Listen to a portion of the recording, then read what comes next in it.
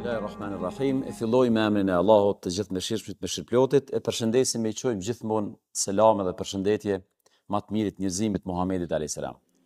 Ju përshëndes gjithë ju vëllezër dhe motra, ju kujtoj se gjatë gjithë kohës të Ramazanit, kryesisht i kemi bërë dy veprime jashtëzakonisht të rëndësishme që në një farforme e kompletojnë atë projektin e Ramazanit. Agjerimi dhe Kurani janë një projekt që nuk pranojnë ndarje. Prandaj edhe nëse i referohemi historisë islame, historisë së fesë tonë, e dim që në muajin Ramazan ka filluar zbritja e Kuranit. Pra, Kurani, fisnik dhe agjerimi për ta realizuar, si më thon, synimin e tyre dhe për ta çuar vend projektin e tyre, Zoti i Madhreshëm i ka kurdis të dyat bashk dhe paralel njëjtën kohë. Prandaj edhe agjerimi vjen në muajin Ramazan, po muaji Ramazan specifikisht na kujton çështjen e agjerimit. Edhe në vargjet ose në ajetet kuranore në cilat flitet për agjerimin, ndër të tjera spjegohet dhe tregohet që muaji Ramazan është muaji në cilin ka ardhur Kurani fisnik. Çka po du me thonë me këtë hyrje? Po du me thonë që në historinë e shoqënive njerëzore janë dy probleme që ju kanë shfaqur shoqënive për herë. Madje mund të themi gjatë gjithë kohës, gjithë historinë njerëzore. Problemi i parë është që shoqënitë shpeshherë janë ballafaqur me problemet të vullnetit, ose mund të themi problemet të natyrës së ndërgjegjes. Kur njerëzve ju cënohet brendësia e tyre, kur kanë plagështi ose kur kanë devijim në pjesën e ndërgjegjes, në pjesën e vlerave të brendshme të tyre. Specifikisht edhe vullnetit tyre për t'i realizuar projektet e tyre në jetë. Që kjo është problemi i parë që ju ka shfaqur për herë, domethënë shoqënive njerëzore. Anën tjetër është problemi i humbja e drejtimit, domethënë prishja e asaj rrugës, asaj që ne i themi siratal mustaqim, rruga e drejtë. Jo në kuptimin e rrugës siç e kuptojmë ne, në kuptimin e orientimit dhe në kuptimin e rujtjes së vlerave njerëzore të cilat Zoti i Madhreshëm ja ka dhënë njeriu në këtë botë.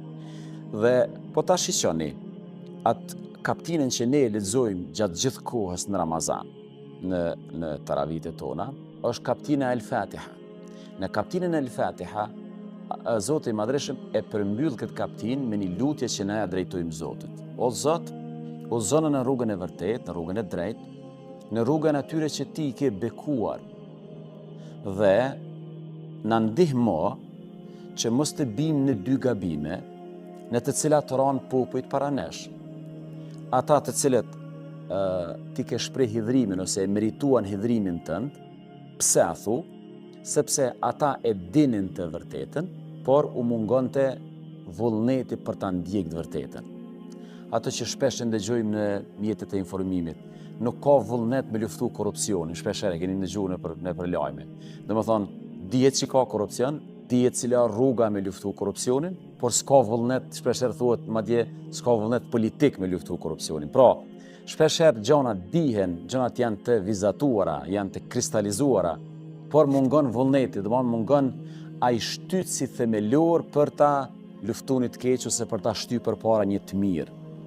Që kjo është këta njerëz ose këto shoqëni të cilat s'kan pas vullnet me shty gjërat e mira dhe me luftu të këqijat, e kanë merituar hidhrimin e Zotit të Madhreshëm. Dhe anën tjetër, mos na bëj për atyre që kanë humb rrugën, të cilët nuk e kishin problemin të sinqeriteti, të motivi, të vullneti, kishin vullnet, ishin edhe të disiplinuar, por për fat keq nuk arritën dot ta gjejnë rrugën e vërtetë, rrugën e Zotit të Madhreshëm. Prandaj, po ta shihni, gjatë gjithë kohës kemi agjeru, edhe po agjerojmë, për ta sforcu vullnetin, për ta ngjall vullnetin, për ta, si më thon, analizu ose zbërthy pjesën e brendshme tonën. Dhe gjithë kohën ose gjithë netët e Ramazanit jemi duke u falë. E çka bëjmë kur të falemi?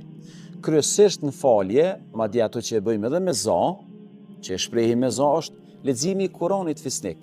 Pra, nëse i shihni me vëmendje, mund të themi sot që trama moderne, le të jemi konkret tash, nuk është problem më veç i historive ose i shoqënive në kuptimin historik. Por sot është edhe drama moderne, problemi modern sot është se sot kemi dije pa ndërgjegje, sot shumë njerëz me dije na vrasin, me dije na shkatrojnë, nuk është se ata kanë mungesë dijes, ata kanë problem me ndërgjegjen e tyre njerëzore, dhe anën tjetër kemi ndërgjegje, kemi vullnet, por kemi humbje të rrugës, ose kemi gabim në qasë ose në rrugën ose në ndjekjen e rrugës së vërtet.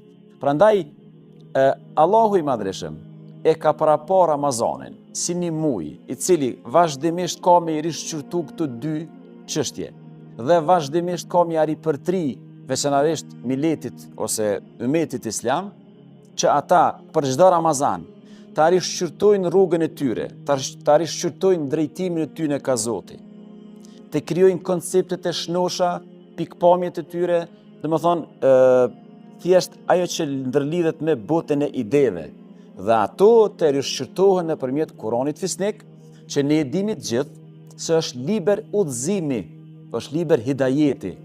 Kurani është liber dhalikel kitabul huden lil muttaqin, është liber udhëzimi, dhe anën tjetër nëpërmjet braktisjes së ushqimit, pijes, gjonave elementare të jetës, e testojmë dhe e forcojmë vetë se ne mundemi, ne kemë fuqi t'ja dalim, ne mund t'i shtyjmë të gjithat mirat përpara dhe mund t'i braktisim gjithat ligat. Pra, njeriu ka vullnet, ka energji të brendshme, vetëm i duhet një besim, në këtë rast besimi i ynë ose besimin e Zotin e Madhreshëm, nëpërmjet këtij besimi arrijmë domethënë ta ngjallim brendësinë tonë, ta dhezim energjinë e brendshme. Prandaj ideja, si më thon, përmbyllse është Ramazani në ngjall vullnetin, e Ramazani në dëfton rrugën. Pa vullnet, e me dije, do të kemi aftësi teorike, por na mungon veprimi. Ndërkaq, vullnet pa dije, rrezikohemi ta humbim rrugën e vërtetë. Prandaj, çka synon feja e Zotit Madhreshëm? Një njeri i cili edhe i deftohet, edhe pranon të vërtetën, por njëjtën kohë edhe ka vullnet me ndjek vërtetën. Bota nuk është në rrezik prej njerëzve të këqij. Bota është në rrezik prej njerëzve të mirë që s'bojnë gjë. Prandaj, nëse ndonjëherë ngjallet ummeti islam, i cili është në proces të ngjalljes, ka mu ngjall për shkak të Ramazanit, veçanërisht kur Ramazanin e sheh pe kësaj perspektive, si një projekt i përbashkët në mes Kuranit dhe agjërimit. Dhe kur këto dy elemente veprojnë bashkë tek ne, në një anë në ngjallin vullnetin, ndërgjegjen, anën tjetër në kthillin, rrugën, drejtimin, orientimin dhe kohjen ka duhet të ecin. Faleminderit shumë, e paqit një ditë të bekuar, Zoti na pranoft të gjithëve agjërimin e këtyre ditëve.